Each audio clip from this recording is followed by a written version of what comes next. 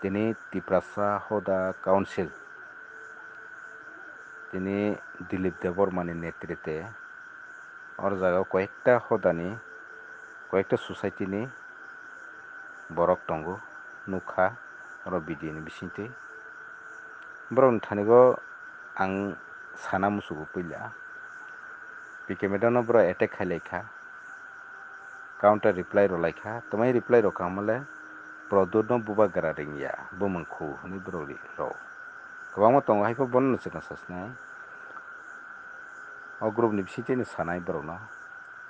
product tabok raja de na rajtantro ni borok de na rajtantro ni raja de na gণতন্ত্র de boto puila ani sangma product bo tabo already MD singjak tipra motha songsagoi tipra motha ni founder rajniti সংগঠন songsagoi already bo tabo o rajniti সংগঠন ni bisinti bo election bachagoi bo MD singjak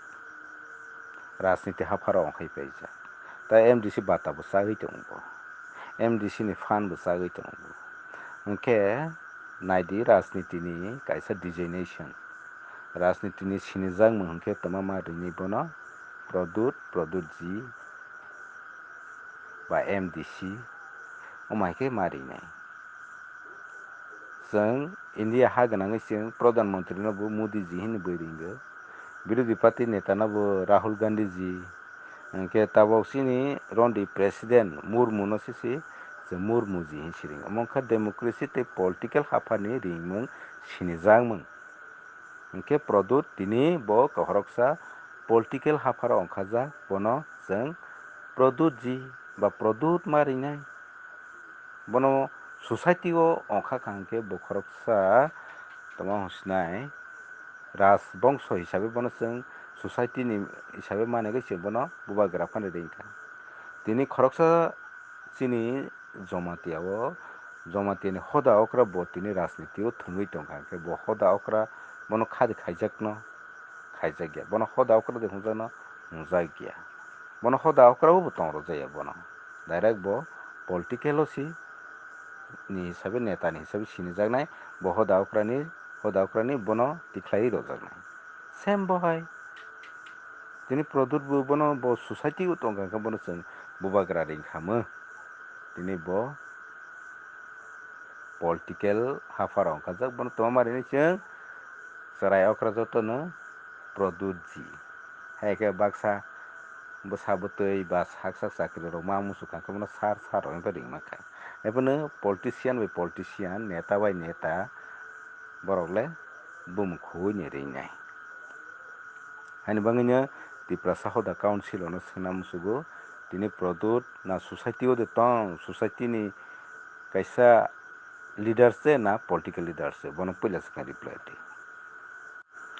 tei kaisa ang swngna musugo tiprasa council hoda rok no PK madam no kwbangma no product bumung bai yak bai kwbangma no attack khaikha bukhuk chitra bai je palma hunglaikha product yak bo sokha gari bo tokhro rokha hai bo khaikha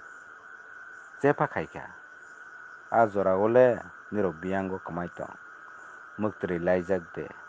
na thuwui de tong nirok kaisa tiprasa hoda council hinui kaisa society khulokha hingkhe nirok neutralos tongthai a jora ole nirok biyang thuwui tongkha je somao PK madam no tokjago bujago hungjago bukhuk chitra bai khaijago hanang pinang khaijago khoroksa dophani bwrui no asuk dorok khe tola o khiklaijak tongo khanang pinang khaiui tongo after all nirok biyang thang tong thuwui de tong tini nirok bai khe sisagui phaikha nirok kaisa bai khe kaisa politicians ni yang bai khe tini council society ni bumungtwi nirok bai khe dai mankha tei alka society tei alka hoda le tani kok sali yangla tani nirokle oro jagao sakha nirok product ni swnajak sikari de Dilip Debormani netritwe nirok product ni swnajak sikari de boi kebo society interfere khaya tini political issue political matter hinui bahai niro Triprasa Hoda Council baike a jagao interfere khaiphaikha bo siani sungmung teibo sungmusugo musugo tini oro Triprasa Hoda Council hinui jara কয়েকটা society ni nugjagui tongnai rok nero tini PK madam no counter attack khailaipaikha nugjagui social media o nugjak attack khailaipaikha tini kaisa rajniti ni bwkhangui attack khailaipaikha society ni bumung nagui hoda ni bumung nagui oro nukjaknai nirokle joto society o permission rok naiphaikha PK madam no attack khainani bagui tini Dilip Deborma Kshatriya Somajni kaini khaiui tongkha boni netritwe boni permission baide nirok ba PK madam no attack khaini bagui oro jaga pailai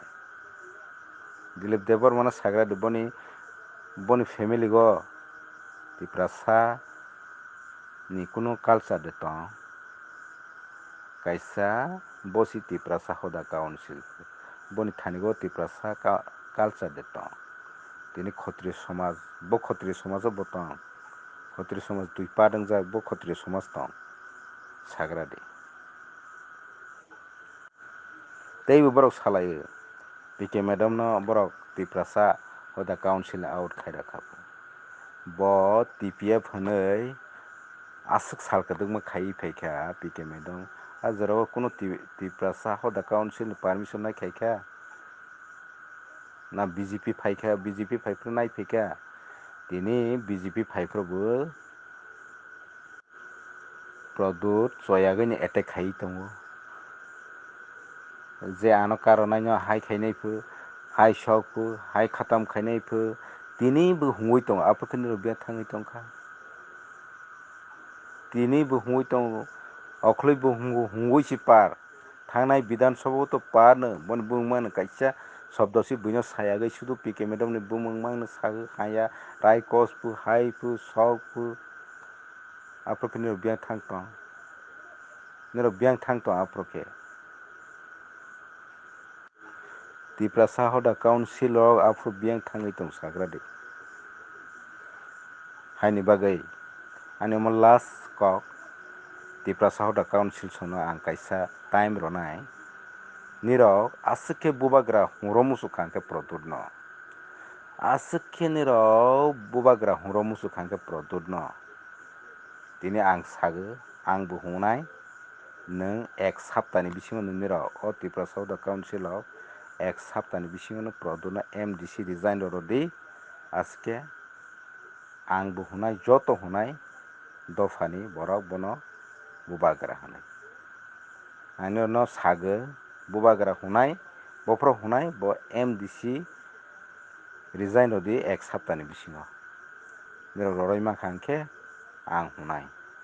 joto hunai bono ani sungmung niro ni thanigo nirok aswk din PK madam no attack khairui tongo hai khaiui tongo afro nirok thaisafano samaya saya biang thuwui tongo afro ani sungmung tei Tripura ni chini Tripuri rok bono sungmung o a jora o biang Triprasa Hoda Council nirok obono jawab manai.